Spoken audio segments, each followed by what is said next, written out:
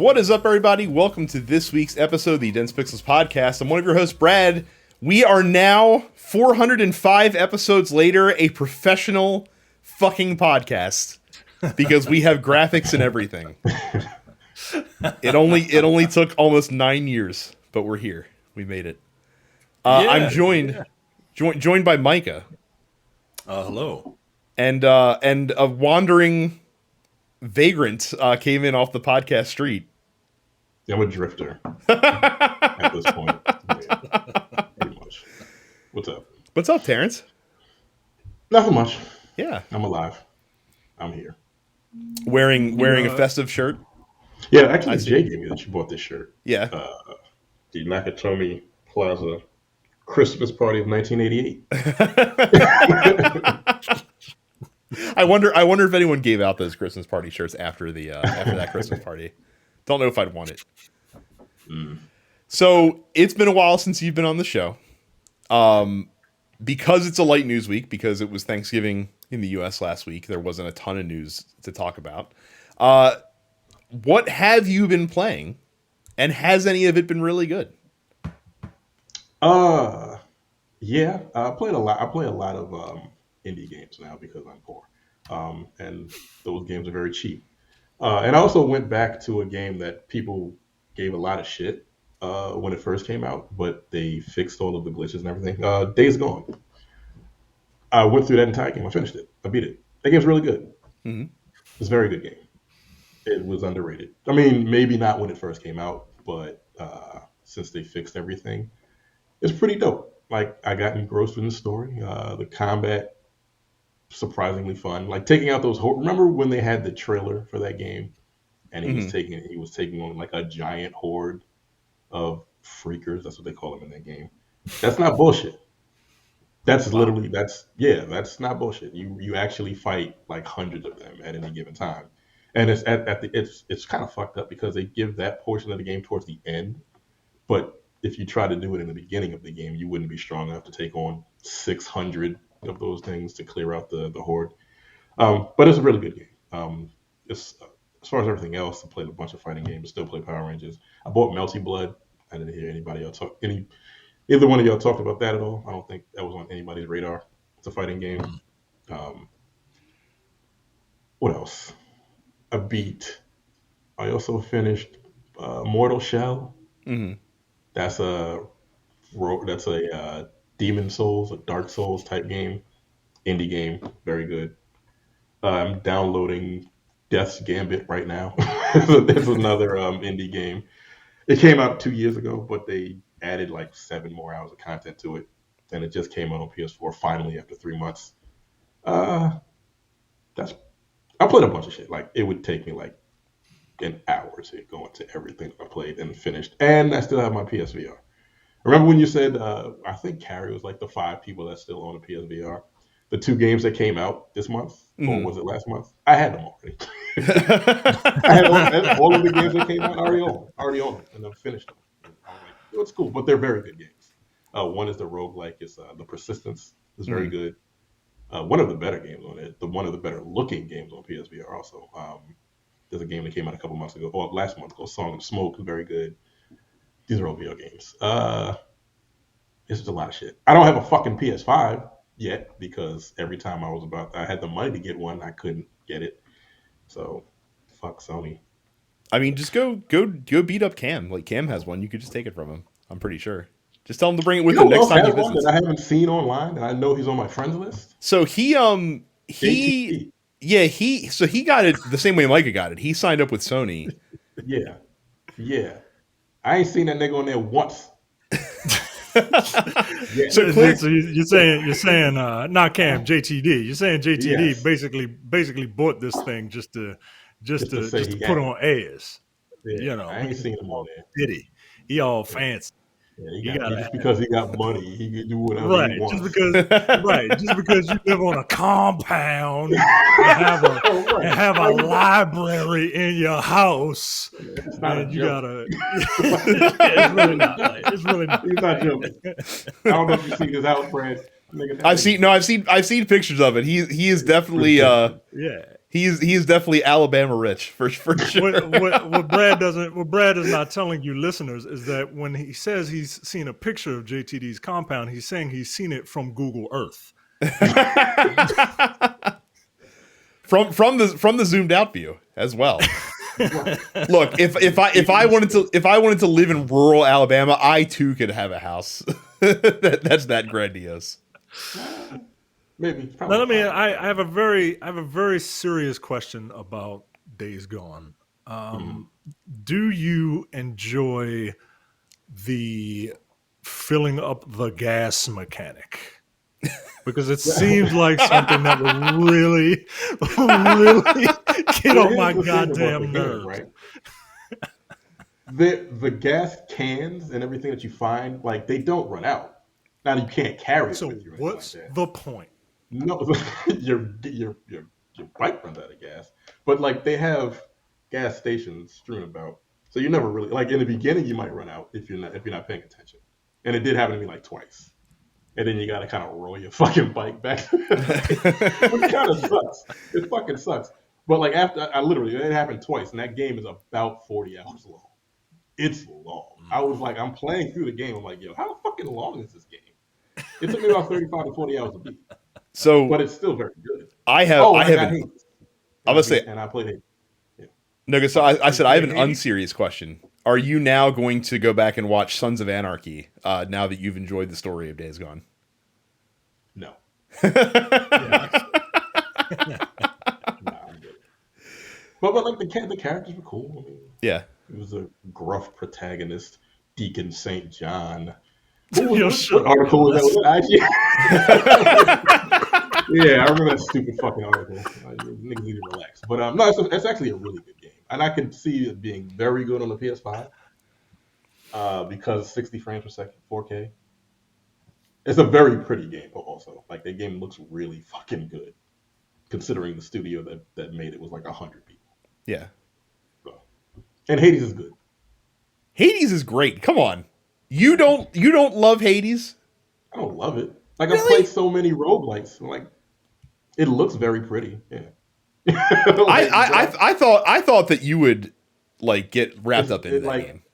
Yeah, what happened was I didn't play it till 2 years later, and all the hype around it was, and then I played it. I'm like, this is cool. That's what happened. Like, it's good. It's a good game. It looks very good. The story. There's a lot of talking in it. Yes. A lot of fucking dialogue. And I'm like, yo, shut the fuck up. But the game itself is very good looking. It's fun.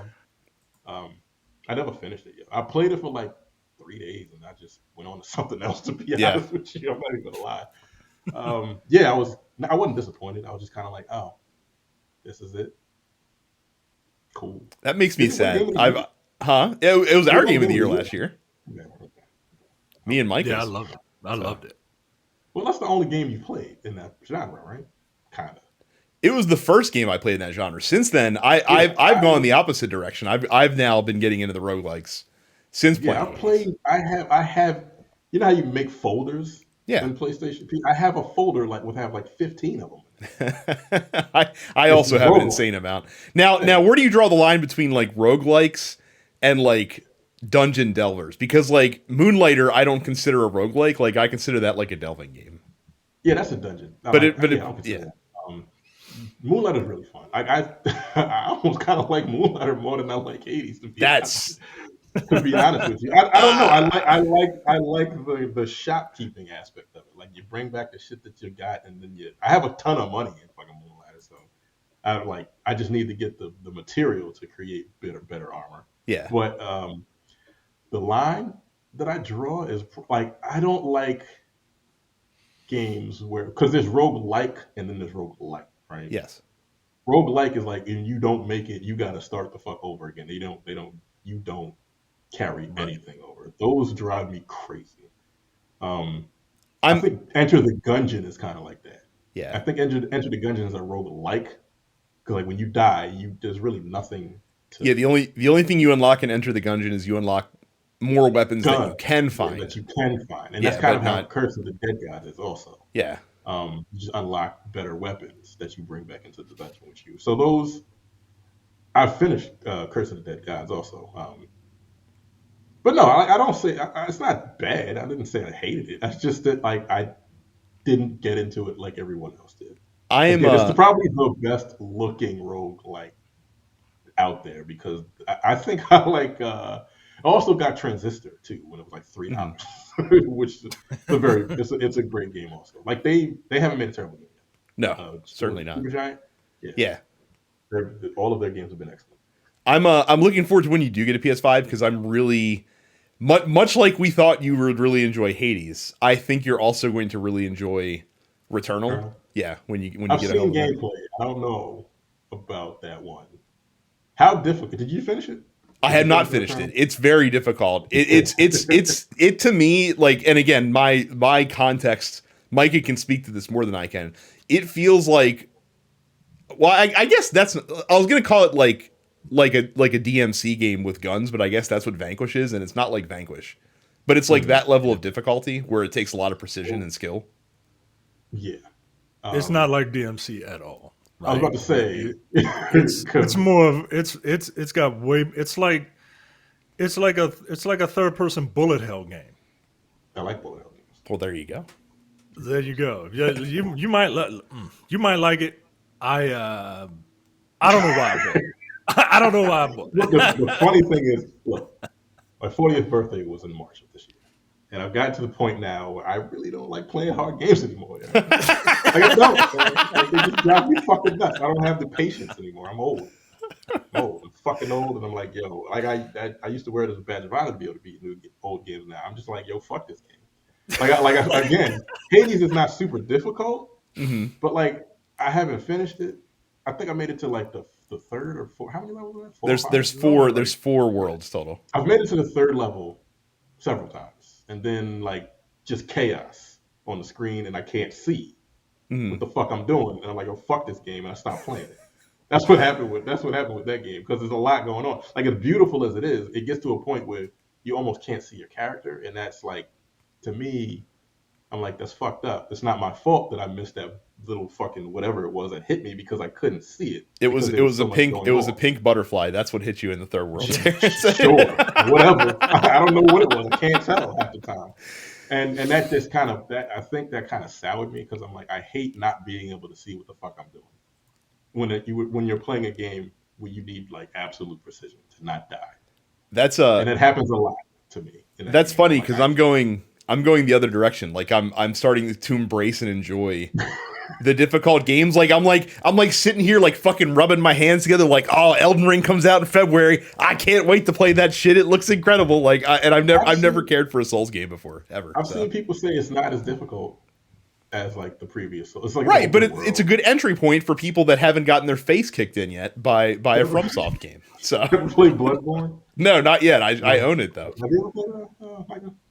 Get out of here. You don't play Dark Souls. Get out of here. Look, I know you ain't been on here in a minute, but like nothing's changed. Yeah, the only Souls game that he's ever played was Sekiro, and Micah's I think exact words were, "I don't know why I bought this game." I've never finished that either. Because it's fucking hard. I re-downloaded it the other day. And I'm like, oh, that's why I deleted this shit because I turned it back on and played for like 15 minutes. I'm like, yo, I can't beat this one fucking basic ass enemy. I don't have time for this. Like, I just want to play games to relax. And I don't know if you re-downloaded it yet, Micah, but Marvel Avengers. Did you play Spider-Man yet? That's what I was doing right before we started. That's what I was doing also. I haven't. Well, I haven't really gotten too much into it because I'm scared because I told Brad I was replaying the other Spider-Man games because I had to clean up my trophy count, right? Like I had the platinum, but I was at like 97%, right? I had 2 more trophies to get. Before you continue, how many platinums do you have? I'll check. I have 3. Oh, I have more than 3. Oh, I got way more than 3. Yeah, I know. That's what I'm saying. Like, I think Micah has the most. Was fucking Days Gone. Yeah, I think Micah has the most between us. I have 13. So, where do you find that? Days Gone. I have Risk of Rain 2.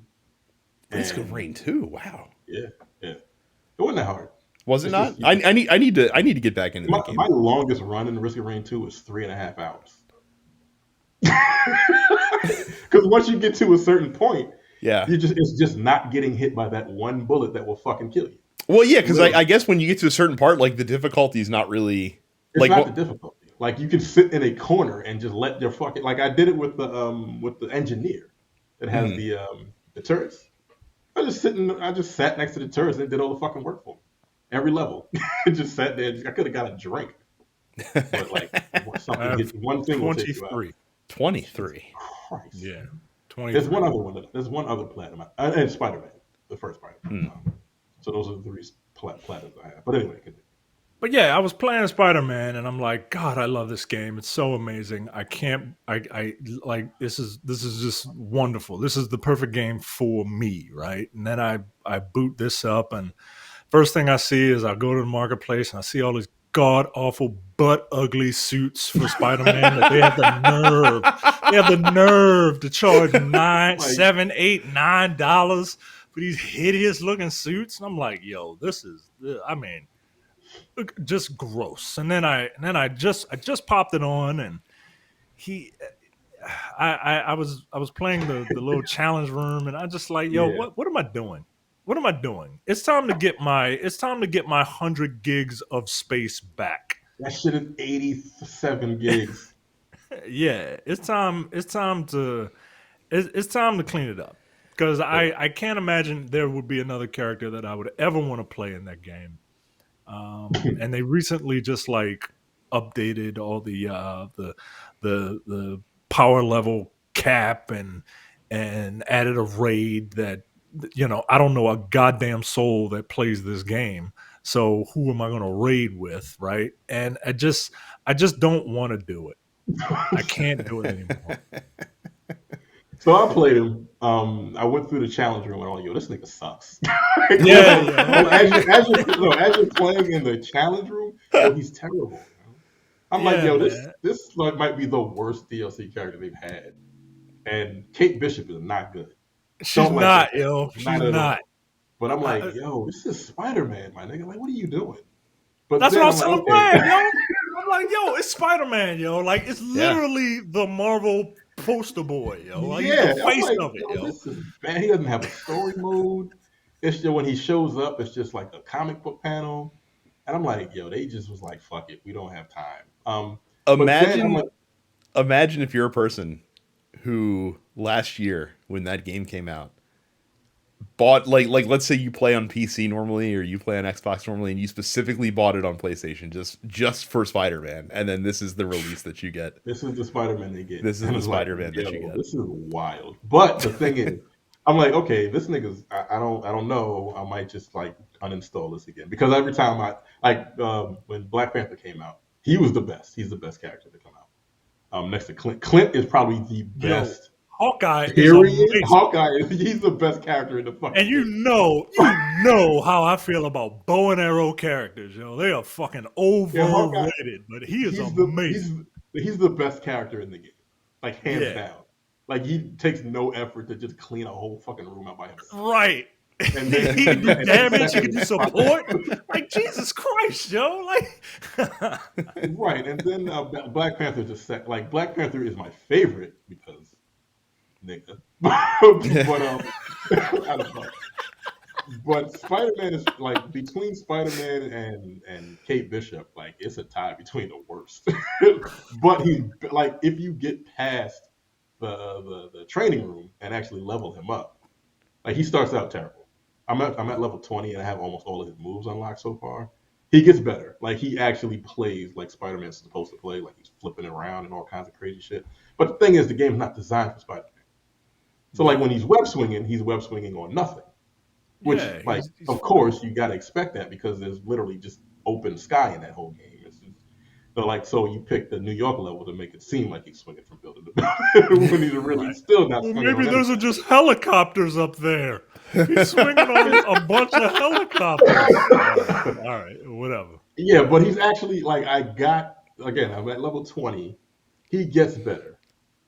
Like if you can stand it, Like give him like an hour because it doesn't take long to level him up. It gets better. It's not a very good sign when you describe playing Spider-Man the way that people get abused and bullied in school. Don't worry, it gets better. I just want to point out that it seems like that every time any of us reviews anything in Marvel's Avengers, it's always like a backhanded compliment, like it's good for what it is. It's not a good start, but it gets better.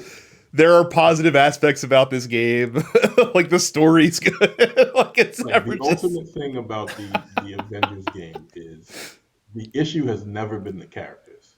It's never been the gameplay. It's the loop that sucks. The gameplay itself, like the 15-minute loop, that 15 minutes is dope. But when you gotta repeat it, that's when the game takes a fucking a nosedive because there's nothing to do with the functions, as like Justin Wong would say, these characters act as functions. But there's nothing to do with them. You're just fighting robots over and over again. Meanwhile, Outriders like kind of does the same thing where you're just kind of going from area to area and just killing a bunch of dudes. But for some reason, it manages to make it really fun because of the different weapons and powers and stuff like that you can get. So, I'm still having a good time with that. I've played a lot more, but that's pretty much okay. A bunch of indie games. You should get into them, Michael. They're fun. They're cheap. I'm playing I'm playing an indie game that's not cheap. It's Ruin King. And I saw that, and I was like, "What the fuck is that?" A couple of weeks ago, and actually last week, I think it came out. Yeah, and it's really good. I mean, it's a turn-based RPG from the people that did Battle Chasers and I actually like Battle Chasers. Well, then you are gonna like Ruin King because it's pretty much that with a couple extra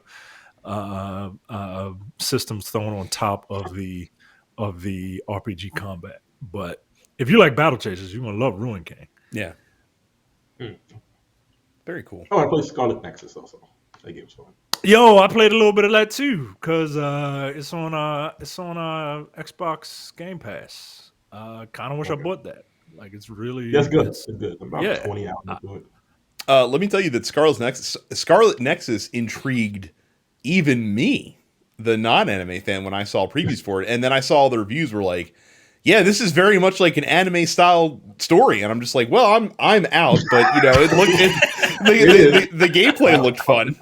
A lot of dialogue in that game, a lot of silly fucking dialogue, but it's a good game. Like I like the combat, like it's an action RPG. I wish I had time for more turn-based RPGs, honestly, because like I'm kind of curious to check out Tales of Arise as well, but I certainly don't have 80 hours to put into Tales of Arise. Well, no, I mean, it's not turn-based, but it's like, the JRPGs is what I really meant to say. So yeah, that's what I got a platinum in that. I love that game. Yeah.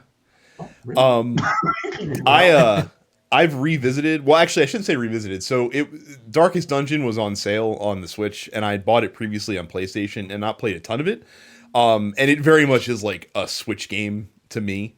So I bought it on Switch. And I've been playing a lot of Darkest Dungeon. I've decided this is my XCOM. So like I've tried in vain to get into XCOM, and I just can't do it. My brain doesn't, for some reason, perceive like 3D tactical shooters or tactics games very well. Same thing with like Fire Emblem. I couldn't get into that either. But you give me one less dimension to have to worry about, and I'm all about it because I talked about SteamWorld Heist last week, and I've really been enjoying. Really getting into Darkest Dungeon as well. For those who don't remember, when I talked about it many, many months ago, Darkest Dungeon is a tactical. It's not really an RPG. It's just more like a tactical adventure game, where you are managing a group of adventurers that is trying to like purify this town, where this like old like recluse guy started up some demon shit and some eldritch shit and then fucking died.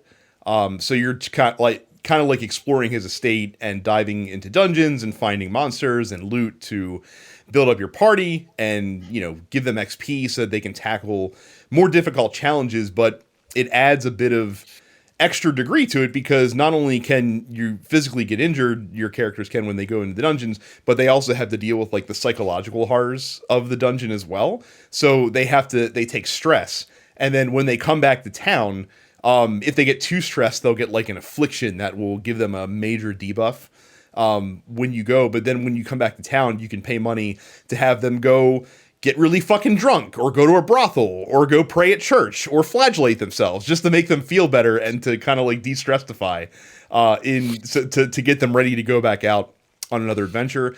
It's also a brutal game because there is permadeath. So like if you lose, if someone dies or if they have a heart attack because they get too stressed, then they're gone forever. And much like in XCOM, it's fucking heartbreaking to have like a level 5 or level 6 character, and 6 is the maximum level that your characters can achieve, all of a sudden have a real bad time in the middle of an otherwise stellar run and lose 3 of your 4 fucking level 6 characters before you have to run away like screaming from the dungeon because things took a negative turn. Pretty big. So it's been a good time. It's also well done from like a world building standpoint. Like they have narration from the guy that plays like the dead dude that owned the estate, and his voice acting is very good, and it's done in this very old English way. The characters are very funny for such a serious tone, because like when they're in the brothel and stuff like that, they have these just like quotes that kind of pop up from your character roster that are humorous and things of that nature as well. So if you like the idea of a turn-based tactics game, but for some reason like XCOM or Company Heroes or all those other ones just haven't really worked out for you, maybe look at Darkest Dungeon. It's a very difficult game, but it's a lot of fun if you enjoy playing those styles of games. Because I've been having it's good. I like it a lot. I've seen it on sale for like $2 a lot. If you can get it for $2, you should definitely get it. Yeah, they had like the Darkest Dungeon, Darkest Edition, or whatever the fuck they call it, for like $7. I was like, but I heard it's really, really hard. And again, like I said, I don't really feel like they're very difficult games anymore. And I've seen gameplay of it. I'm like, wow, so it's going to have you had a mental breakdown in the middle of a fucking fight. Yeah. What? I don't really know, man. It's hard, but it's one of those games that's only hard because you have to kind of learn how the mechanics work. And then once you understand how the mechanics work, you can then like optimize what you're doing to work better within those mechanics. So I think it's pretty cool. I recommend people check it out. There's more I've been playing, but we'll talk about that when we get to question of the week, when we get to the post office, because it has to do with Black Friday sales, because I've been spending too much money. If you would like to not spend money, the PlayStation Plus games have been announced for December, and the way that I titled this on the docket instead of PlayStation Plus games for December is congratulations to everybody that didn't buy Godfall when that released last year, because now you can get Godfall for free. And from what I've heard about Godfall, that's probably a good price to pay. Certainly not the $70 that the game cost when it first came out on PlayStation 5. And it's coming out for PS4. So if you have a PS4, I think you can get it. Or no, only the PS5 edition is free. So that's a bummer. So what else is coming out? Well, you got Lego DC Supervillains. Very exciting for you Lego fans out there. And Mortal Shell, which Terrence has already beaten. So I literally just beat it last week. I've had it for a while, but I just finally put the time in to finish it, and I beat it last week. I might check out Mortal Shell, because again, now I'm interested in like Souls-like games for some reason, because I'm a crazy person. And it does have a PS5 patch, so yes, it'll be pretty cool. There are a few new games, a shocking amount of games, considering that, like I said, American Thanksgiving was last week. Beyond the Steel Sky comes to PlayStation, Xbox, and Switch. Clockwork Aquario comes to PlayStation and Switch. Anvil Vault Breakers, Century Age of Ashes comes to PC. Cricket 22, the official game of the Ashes, comes to PC, PlayStation, and Xbox. Fights in Tight Spaces, a game that I'm looking forward to, but apparently won't be able to play for a while because it's only coming out to Xbox this week. This is a kind of like a John Wick deck builder where you're like fighting in close combat, but all of the gameplay is done with cards, which seems cool to me. Solar Ash, another game that I'm looking forward to, is coming to PlayStation and PC. This is the next game from the same folks that made Hyper Light Drifter, which many people are very fond of. Oh, that comes out Yeah. Yeah, that I comes out remember Thursday. for that, and I like Hyperlight Drifter a lot. Let's see here. Warhammer 40k Battle Sector comes to Xbox and PlayStation. Six Souls comes to PC, PlayStation, Xbox, and Switch. Disney Magical World 2 Enchanted Edition comes to Nintendo Switch. Happy's Humble Burger Farm comes to PC, PlayStation, and Xbox. Mobile Suit Gundam Battle Operation Code Fairy Volume 3, there's not a colon to be found in that entire title, comes to PlayStation. And then Unreal Life comes to the Nintendo Switch. So that's what's new. Oh, man.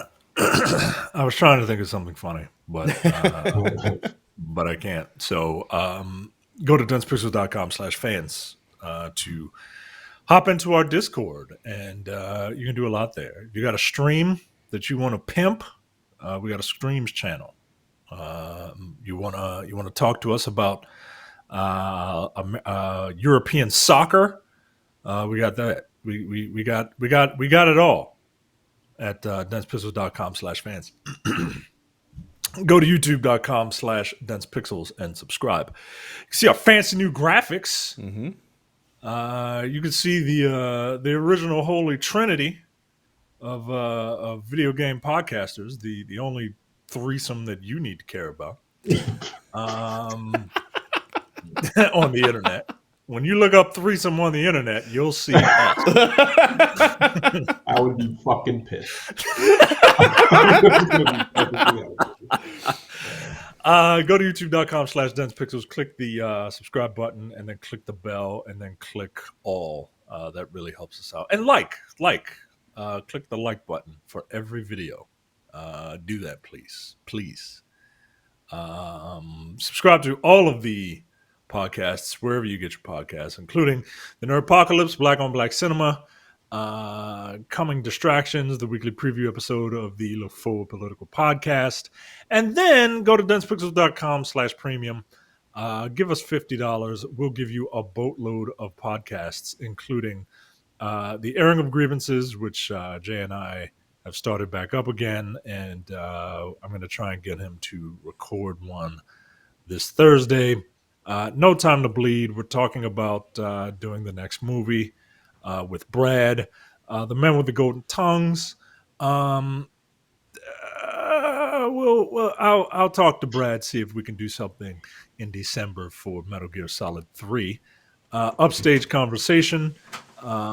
They just did a musical that Jay hated. So I mean, pick your poison. It could be literally an episode like 15 minutes long. That's how you know. That's how you know Jay doesn't like something.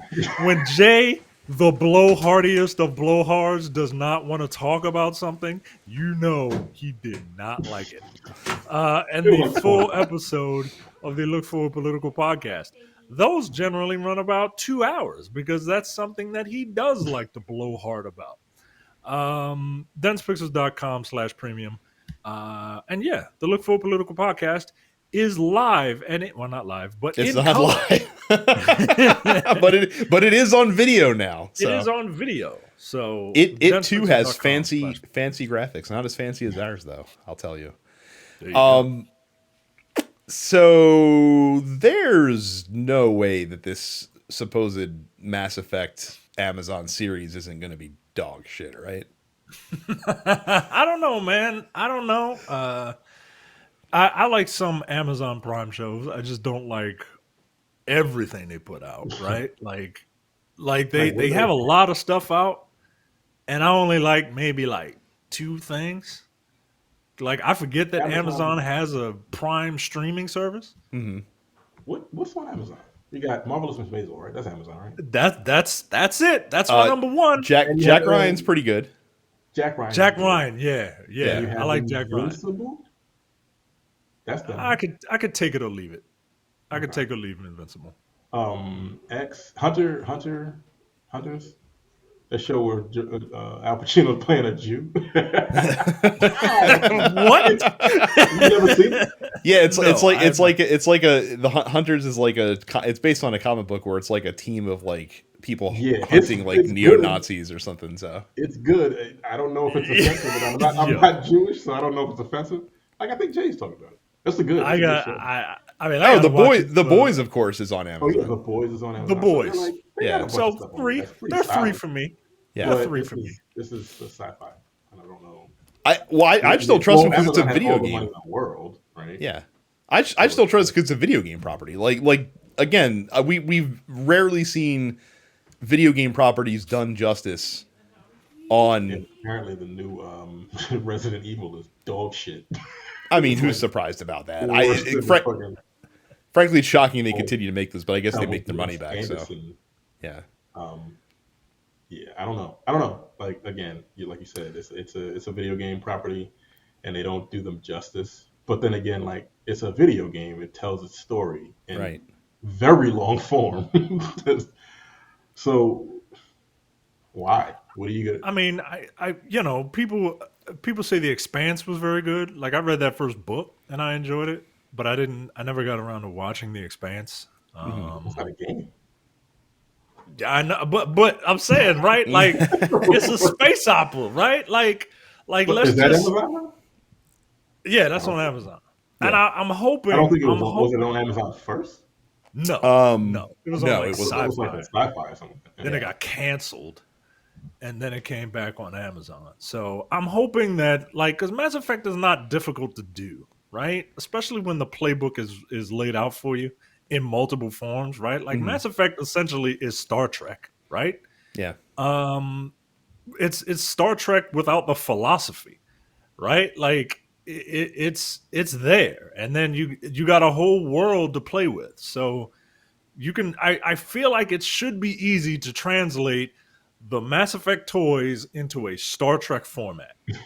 well, that's my fear. My fear is that they're just going to retell the story of the games, and I'm just like, I'd rather you not do that and just tell other stories in the Mass Effect universe. Like you said, there it's ripe with other stories you can tell. They've literally made books about other things going on in the Mass Effect universe. Now, it's still centered around the Reaper conflict, but they've still been able to tell other stories and kind of give more time and space to the other characters that you may only see, bits and pieces of throughout the games or inklings of throughout the games. Now, would you watch a show of characters that you don't know? Because Oh, I feel sure. like people, Yeah. I feel like people want to see like the characters from the game.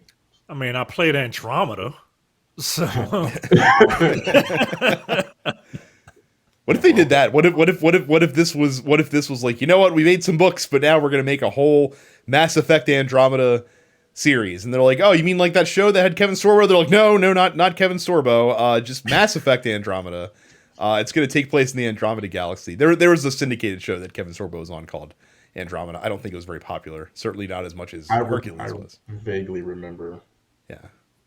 the only name. if they make that television show the way Mass Effect Andromeda looked when it first got Well, and honestly, that's the thing that upsets me the most. Even if it does suck, I'm still probably going to watch it because it has the name Mass Effect branded to it. So I can't Yeah, you have not to. watch it. So You have to. I'm going in with my expectations firmly in check. Going into this is what I'll say. Do we have our next No Man's Sky-esque redemption story from the little studio that could over at CD Projekt Red? Because apparently Cyberpunk 2077 now has a very positive user review rating on Steam.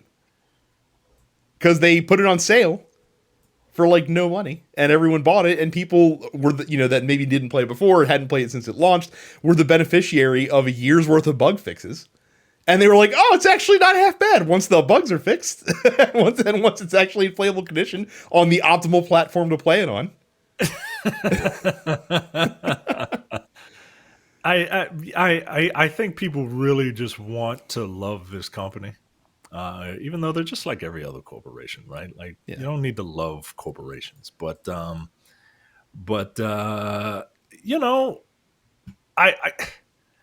can't imagine that this is something that I will ever go back to. Yeah. I enjoyed it for what it was. I played it on a stable Xbox and it was fine. But the hype surrounding that game, is like Terrence with Hades, right? Like the hype surrounding that game was incredible. The problem is, like, I didn't wait 2 years like you did with Hades to find out that it was all right. My stupid ass bought it day one, and it was just like, all right. I mean, I too bought it on day one and then got a refund because I'm like, this game isn't complete and I'm not paying $60 for it. I am happy to tell you that I am once again the owner of a copy of Cyberpunk 2077. Oh, Jesus. It was $10. It was $10. It was $10 at GameStop. God damn. Brand new. $10. Brand new. Because they were trying to clear out stock. Now, I'm not going to fucking play it until the next generation upgrade comes out and works as well. So I probably won't play it for at least a year and a half, 2 years from now. But I figure for $10, you know. So you complete the game? Say again. Mm-hmm. You finished the game, Micah? Yeah, I played it to completion, and I'll never go back. Like I'm not gonna go back to like the different paths that you choose. It's like Dragon Age Origins, right? Like, all right, here's the first hour and a half of something unique, and then it's everybody's it's the same. And I don't want to be a street kid because stereotypes, and I don't want to be somebody that's outside the city because I'm a corporate asshole at heart, hence my white collar shirt and sweater. So that's the path I chose, and I'm good. We'll see. Somehow I don't think that the fields are going to... Well, actually, no, I take that back. Once the game is like in an optimal state, I feel like that all the fanboys will come back around. Oh, happily. Like I said, people can't wait to praise this company because they put one franchise that nobody knew about on the map, and now they're like, oh hey, like what do you do? Like, what is continued support for this game? Is it just? They said they put out a roadmap, right? And then they were like, yeah, we're gonna take a detour and get rid of all the critters in the car, and then maybe we'll go. Yeah. I thought they put out something that recently that said, all right, we're not gonna do any more bug fixes. We're just gonna try and because we need to pump out this DLC. Yeah. Well, they need to pump out the next gen update, which is like I think the next big milestone, which I think they've targeted for next spring. But that and $4 will buy you a cup of coffee at Starbucks. So I don't think that I don't think that we should put much faith in that. Look, we'll see. And again, if I don't end up playing Cyberpunk, it's $10. I really don't care. It's not that big of a deal. Yo, $10, guys. $10. Really yeah. So. I have the Game Award nominees in front of me. We didn't talk about this last week because we had so much Bobby Kotick news, and plus I figured we could wait a week. And then the game gods blessed us with a slow news week. So here we go. Game Award nominees, and I'm gonna fill in my votes. I'm gonna let the panel vote for me because I have the list in front of me here. Let's start with the big mamma jamma game of the year. Your nominees are Deathloop, It Takes Two, Metroid Dread, Psychonauts 2, Ratchet & Clank Rift Apart, and Resident Evil Village. Is it some sort of mandate that they have to have 6 nominees? I think so, yes. Okay. Look, I've only played 1, 2, 3 of these. Mm-hmm. Can't imagine why Psychonauts 2 is there, but I haven't played it. It's a critical darling. Never even heard of It Takes Two because I am the most mainstream McDonald's gamer. That's the new Joseph Fares game, maker of A Way Out. It's basically 2-player. And I'm too much of a coward to play Resident Evil. I don't care how busty the vampire is. Yeah, it's Deathloop, right? I think so. I like part of me wants to vote for Ratchet and Clank, but Deathloop felt unique in a way that Ratchet and Clank didn't. Yeah, like Ratchet and Clank was cool, but like Ratchet and Clank was Ratchet and Clank just really, really pretty. Yes, I agree. I bet you it ends up being It Takes Two, just because. If Jeff Keighley rigs the votes, then yes, it's going to be It Takes Two because Joseph like, Fares is his boy. So both of those games, Deathloop and It Takes Two, got like glowing reviews. yeah, frankly, I'm shocked that Death Stranding director's cut didn't make it on the Game of the Year list this year. I haven't played Resident Evil Village, but have any of you watched like any of it? Yeah, it looks like Resident Evil 7, but well, like in Romania. Towards the end, it becomes like Call of Duty. Yeah. No, I'm not bullshitting, dude. Like you like Chris Redfield, and you have like all kinds of guns. You have like you can call it like airstrikes and shit. I'm like, it's insane. I, for one, can't believe that Resident Evil would take a hard turn into the action genre. I've never seen that before. I would never expect to see it again.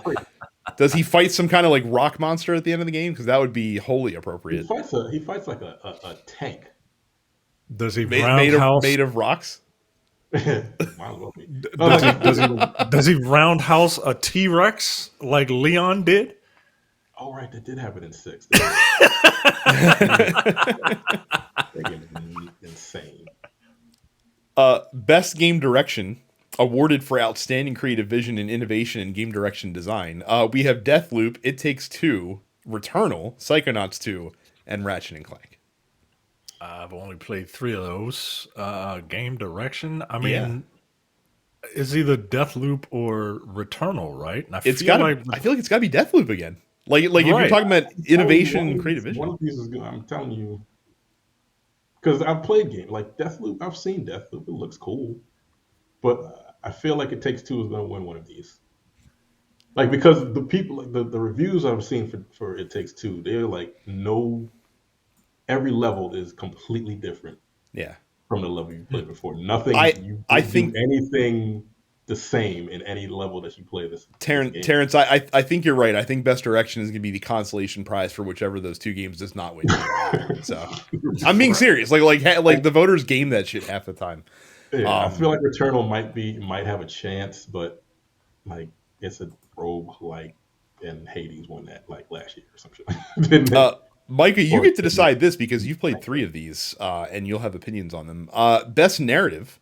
We're going to ignore It Takes Two and Psychonauts 2, but Deathloop, Life is Strange: True Colors, and Marvel's Guardians of the Galaxy nominated for Best Narrative.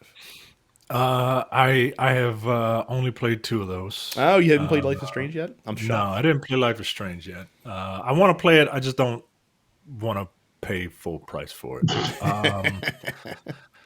Guardians was fun, but Guardians is like a very handholdy, like, well, that's gameplay. This is best narrative. Yeah. It tells a very interesting story that's easy to follow, whereas Deathloop is an interesting story, but it's more game than movie, and Guardians is more movie than game.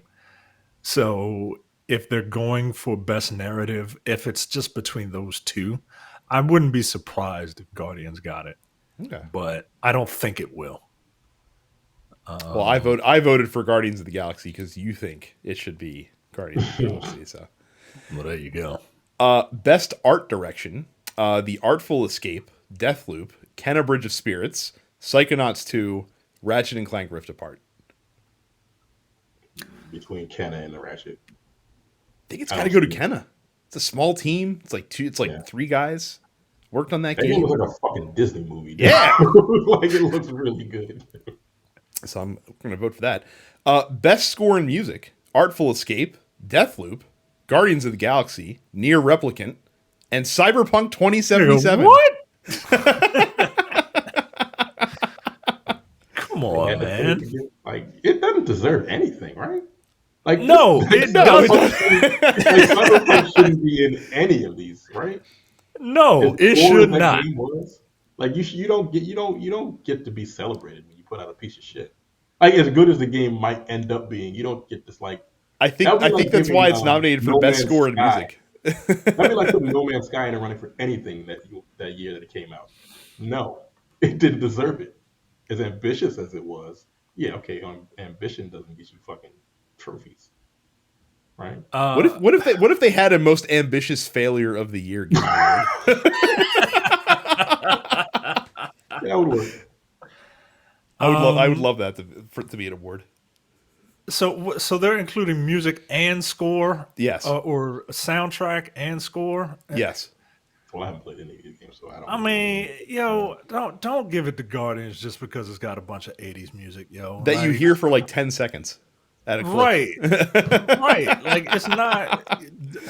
I mean, they like make use of the licensed songs in other aspects, not just the gameplay portion, but like in like flashbacks. But they do the thing that I hate, where it's like the song is specifically chosen because it fits the scene. Like the song is essentially narrating the scene.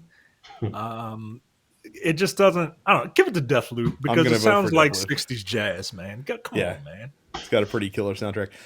Best audio design: Deathloop, Forza Horizon 5, Ratchet and Clank, Resident Evil Village, and Returnal.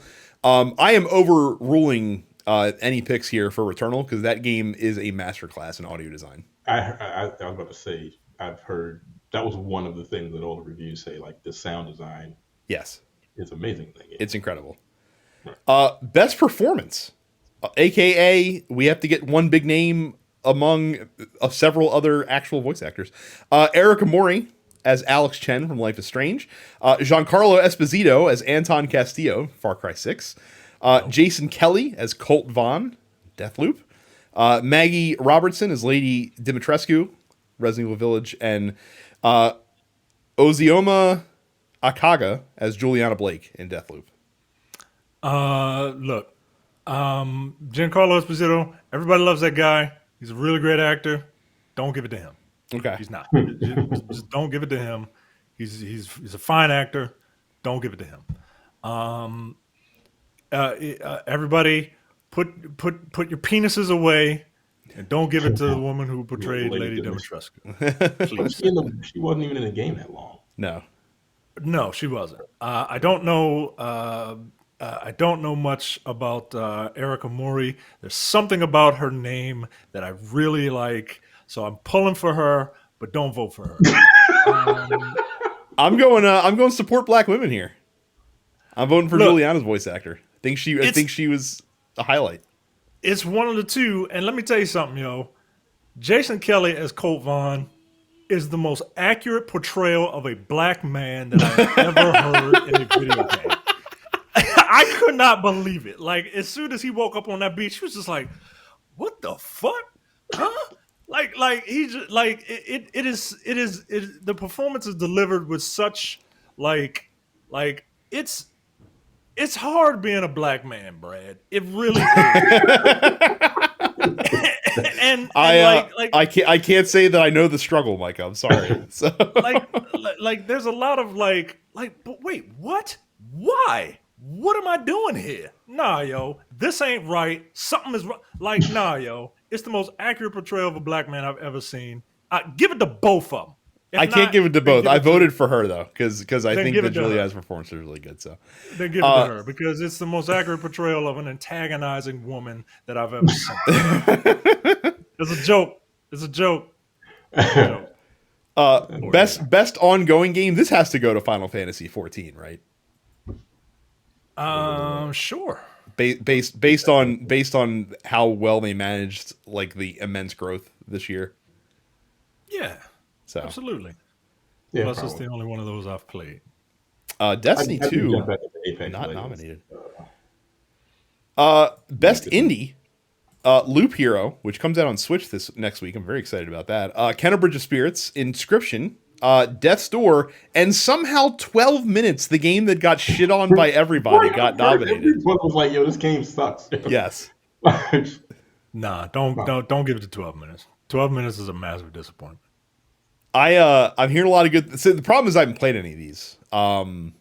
And the only one Mike has played is one that he told me not to vote for. So Yeah, don't do that. Just There's a lot of fucked up shit in that game, man. Like not just from a story perspective. Like Yeah. it just I mean, I'll know about Death's Door soon because I plan on buying it because it just released on Switch. So, but well, there you go. I don't know. Give it to the one that you're gonna buy. There the you one go. that you're excited for. Let's see. I'm not going to make you guys vote for best mobile game because no. I'm curating these. We're not voting for every award. Let's see here. We don't need to worry about that. If you do vote for Fantasian from Mistwalker, Okay. because I like that game. Terrence, best VR/AR game. Hitman 3, I Expect You to Die 2, Lone Echo 2, Resident Evil 4, and Sniper Elite VR. Have you played any of these? Hitman 3. Yeah. Um, Fantastic. fine. It's probably gonna go to Resident Evil 4. Which is insane, but that's fine, I guess. It's a faithful representation, and apparently it's way easier because Resident Evil 4 you had to plant your feet and then aim, and the aiming was trash in Resident Evil 4, but they did it on purpose. Now you just aim in real time, like you headshots all throughout the game, the entire game. People have been beating the game in like 4 or 5 hours. It took me 20 the first time I played that game. Let's see here. Best action game. Back 4 Blood, Chivalry 2, Deathloop, Far Cry 6, Returnal. I mean, it's Deathloop, right? Action game? From action? Well, yeah, no, you could probably I do don't think Returnal we're going to for give action. it to Far Cry 6. No. Because it's Far Cry. It's Far Cry 6. Like, My come vote on. would go to Returnal. Like I enjoyed playing Deathloop, but I played Deathloop as much for the story as I did for the action. I really enjoyed the action in Returnal. So Yeah, I think Returnal is going to win that. Yeah. And I have Chivalry too. That's fun, but like, it's just cutting people's heads off. And shit. Yeah. it's a 60-man melee combat game. It's fucking nuts. Best action adventure: Guardians of the Galaxy, Metroid Dread, Psychonauts 2, Ratchet and Clank, and Resident Evil Village. My vote would probably go to Metroid Dread, I think, in this category. Like, I'm just going with what I think. I'm going with what I think they're going to pick. Okay. Like, not what I think should win. And yeah, I think Metroid Dread will probably win because everybody had a hard on for that game when it came out. I mean, I saw it. I'm like, I've played. There's been a lot of Metroidvania or Metroid type games that have come out that are probably better, but this game was super polished. Like, it just looked really good. What gets your vote for in that game? What should I vote for RPG? Carrie's going to be upset because she's not here to throw her lot in for Monster Hunter Rise. So it's between Scarlet Nexus and Tales of Arise in terms of... It's Tales of Arise. I have both. Okay. Tales of Arise. Yeah, Tales of Arise because I really like it, and it's not Cyberpunk for best I RPG. would say it would be get out of here. It would be between Monster Hunter Rise, Scarlet Nexus, and Tales of Arise. I think that's what those are the top three, and I think it's going to go to Tales of Arise. Terrence, it's your time to shine, buddy. Best fighting game. Here are the nominees: Demon Slayer, Guilty Gear Strive, Melty Blood, Virtua Fighter 5 Ultimate Showdown, and the one that you're probably going to pick, Nickelodeon All-Star Brawl. It's gonna go to Strive. Okay. It will go to Strive. I know. Should it go to Fighter Strive? 5 is really good. Probably, honestly. Okay. Demon Slayer is like an arena fighter. I don't really do those. I don't consider. I mean, they are fighters. Virtua Fighter 5 is good, but it's Virtua Fighter 5 with a very pretty coat of paint, and that game is 15 years old. Mm-hmm. Is Vanessa still white in that game? Yeah, she's still a light skinned woman, which is fucked fuck up, that man. game then. Fuck that game. People fucked up. Virtua Fighter 4 when Virtua Fighter 4 came out, she was like Storm. Right. Storm's complexion. Now she looked like fucking. Now she's like Snow. I'm like, it's pretty foul what they did. That's fucked up. But yeah, I think it's gonna go to Strive. I'm pretty sure. Melty Blood is very good. It's just a weird fucking game, man. Like they have this shield system that makes the game just nutty as fuck. Like the shield system can literally block anything any character does. If you do it right, like it's crazy. But yeah, Shroud will get it. Best family game, aka best Nintendo game, because that's usually what this category defaults down into. It Takes Two is the lone non-Nintendo game on the list, but then we have Mario Party Superstars, New Pokemon Snap, Super Mario 3D World, or WarioWare Get It Together. Give it to It Takes Two because Nintendo doesn't need any more awards. That's true. They really don't. Best sim or strategy, I'm going to have to handle this one and give it to Inscription, because the other options are Age of Empires 4, Evil Genius 2, Humankind, or Microsoft Flight Simulator. I haven't heard... Humankind was supposed to get a lot of buzz when it first came out. I haven't heard anything about it, though, since it released. Here's actually a tough one. Best sports and racing game, in which 4 of the games are racing games, and all of them are good. F1 2021, FIFA 22, Forza Horizon 5, Hot Wheels Unleashed, or Riders Republic. I've seen Hot Wheels Unleashed. That game looks amazing. It is amazing, Terrence, and I highly recommend you buy it if it ever goes on sale. I'm going to say it's between Forza 5 and Riders Republic. I don't know which one is going to win. I think it's going to be between those two. As good as Hot Wheels looks, and I don't think people really fuck with FIFA 22 and F1, whatever.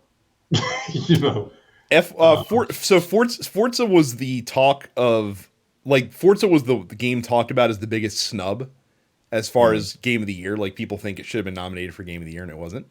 So I have to imagine it's going to win this category as a result. Sure. Riders Republic. I played the beta for Riders Republic. That game is really fun. More on Riders Republic to come later in the episode. Best multiplayer game: Back 4 Blood, Knockout City, It Takes Two, Monster Hunter Rise, New World, and Valheim. Didn't New World get like a ton of people at one point, and then they kind of just started? Well, yeah, it got the new MMO. Yeah. Like out of the gate lift that every MMO gets, and then it died in a week. As far as like major mainstream coverage, Valheim has been pretty steady. Yeah, people seem to love that game. I feel like we have to I feel like we have to do one for Carrie here. I feel like we got to vote for Monster Hunter. Monster Hunter Rise, best player. Knockout City is really fun.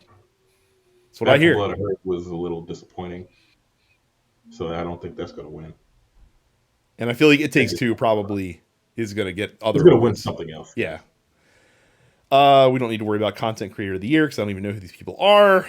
Let's see. We'll skip Best Debut Indie. The game. I fucking hate this award that they give out every year. Most Anticipated Game, the Hype Award. It's so fucking dumb. It's so dumb that one of the games doesn't have an actual title. Because there's a game that's listed as the sequel to The Legend of Zelda Breath of the Wild.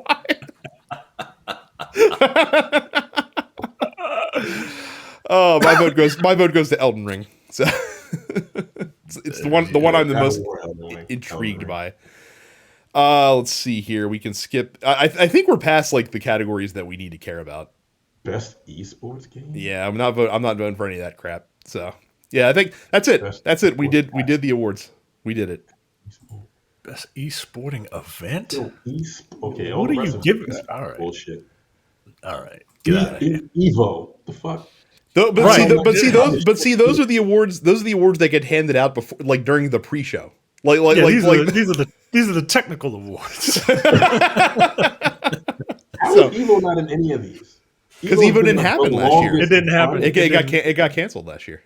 Yeah. It should get so what? It should still be there though. It should still be there for like 25 years. Though. Biggest esports event, the abuse controversy around Evo 2021 last year.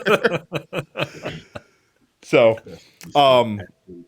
but yeah, so there we go. We did the Game Awards, guys. Congratulations. We'll be back in 2 weeks to talk about the winners.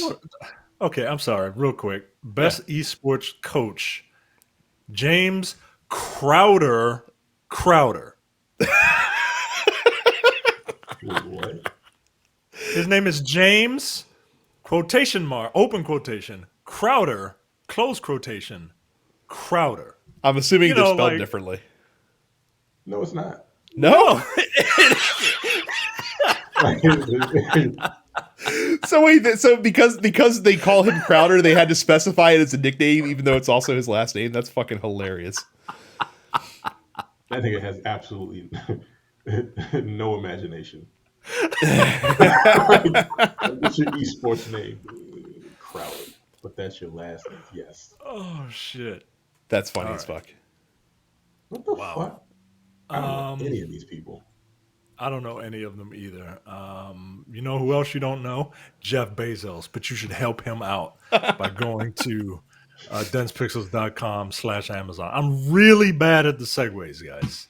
When you go to densepixels.com/Amazon for all of your Amazon purchases, you not only help us out, but the more important thing is you help Jeff Bezos get a little bit richer.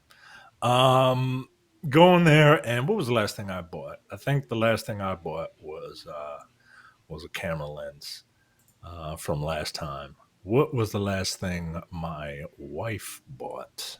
I can tell you the last thing we purchased was a electrical timer for our Christmas lights. So now they'll turn off and on automatically.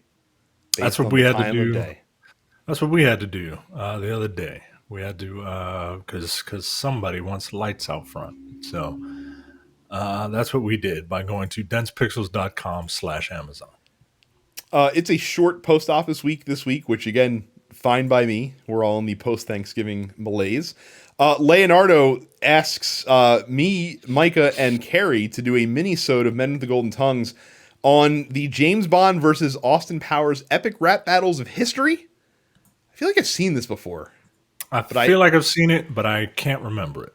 I can't remember either. We'll have to revisit that, and we'll see about that perhaps on the next episode of Dense Pixels. Daniel asks, what did you get on Black Friday and Cyber Monday? I'm assuming he means in regards to video games, and the answer to that question is so much. So many things. I didn't get anything. I think you should. I bought a few things. I bought Dragon's Crown Pro again for the third time because it was $5. It was $5. Now I own it forever because I finally bought a digital copy like a smart person. I bought Hitman 3. I'll probably have more to say about that next week because I've just barely started playing it. I mentioned last week that I bought Outriders and Tetris Effect as part of the PlayStation Black Friday sale. I mentioned earlier in the show that I got Cyberpunk 2077 for $10, which felt like a good deal. And I also bought Riders Republic for $25 brand new on PlayStation 5 at the GameStop. So okay.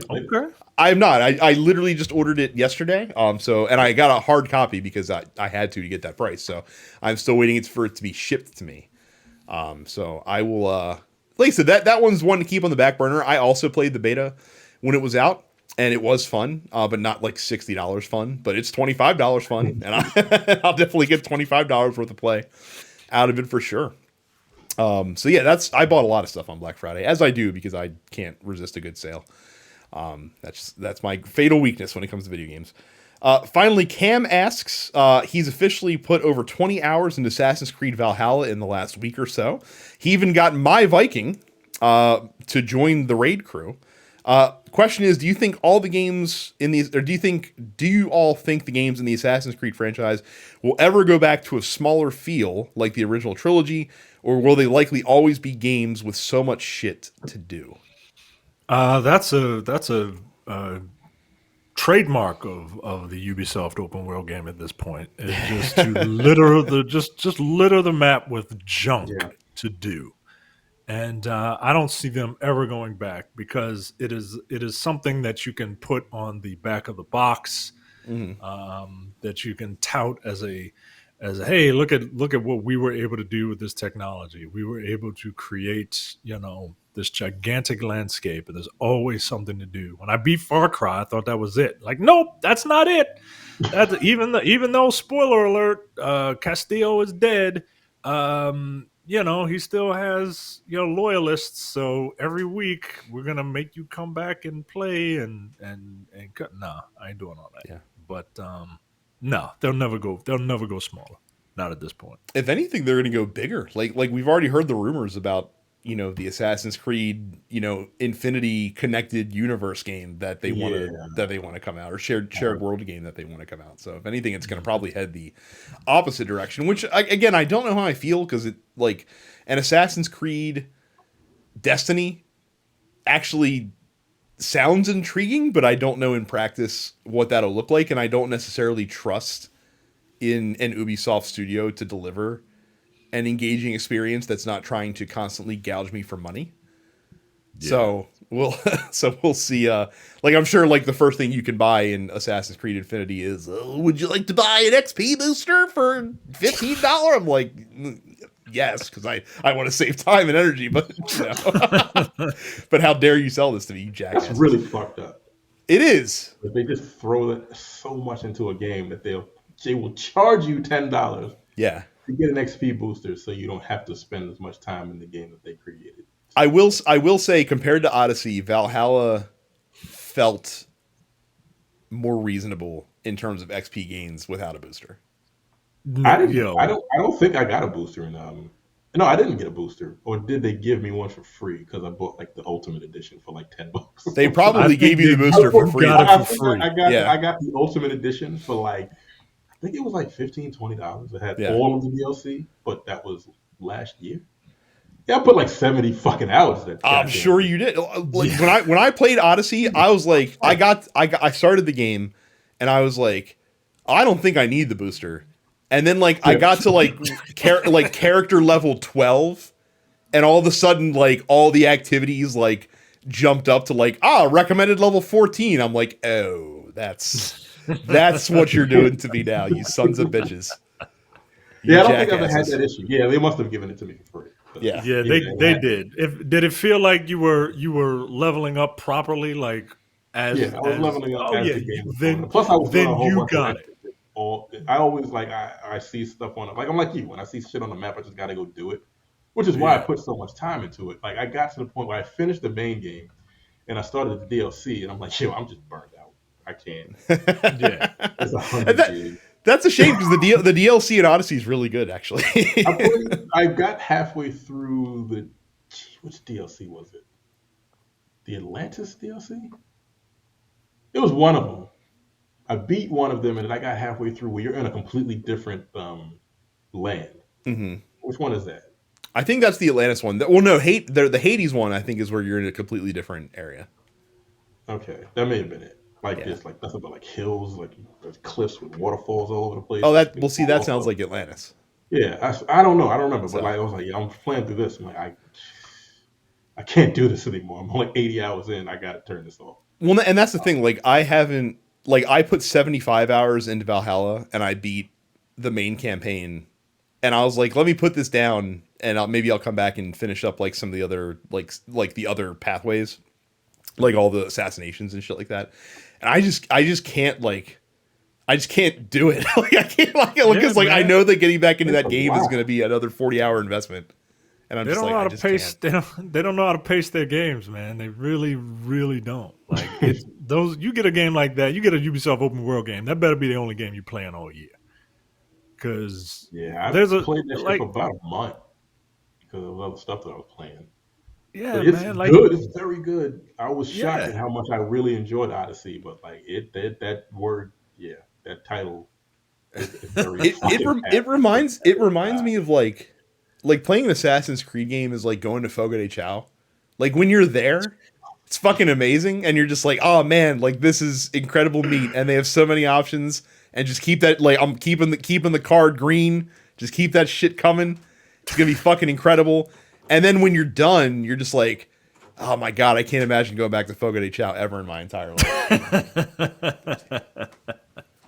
Because you stuff yourself, and that's what playing a modern Assassin's Creed game is like to me. So never been to that place. It's good. Go during lunch. You get the same shit for half the price. Oh well, half the price and you get the same meat sweats. Yeah. So I've never been there for dinner when I've been paying. Put it that way. That sounds like a plan. So, well, that's it for the post office. Thank you guys for your questions that you sent in this week. Don't forget to go to youtube.com/densepixels, subscribe to the show, like the episodes when they come out, get notifications, all that jazz. Subscribe to all the other TNP Studio shows. Join our Discord at densepixels.com/fans. Check us out on Twitch. I'm DensePixels Brad. Terrence is Apparition 410. Carrie is Stuppets Carrie. And make sure you locate the Dense Pixels Twitch channel. We didn't get these fancy graphics for nothing. So more on the Dense Pixels Twitch channel to come very, very soon. Thank you guys very much. Terrence, great to see you. I hope we don't have to wait 8 months between podcast appearances on the show. But thank you guys very much, and we will see you all the next time. See ya. You're watching the Dense Pixels YouTube channel. Click the subscribe button while you're here, and make sure you check out our weekly podcast where we discuss the latest gaming news and our impressions on what games we've been playing.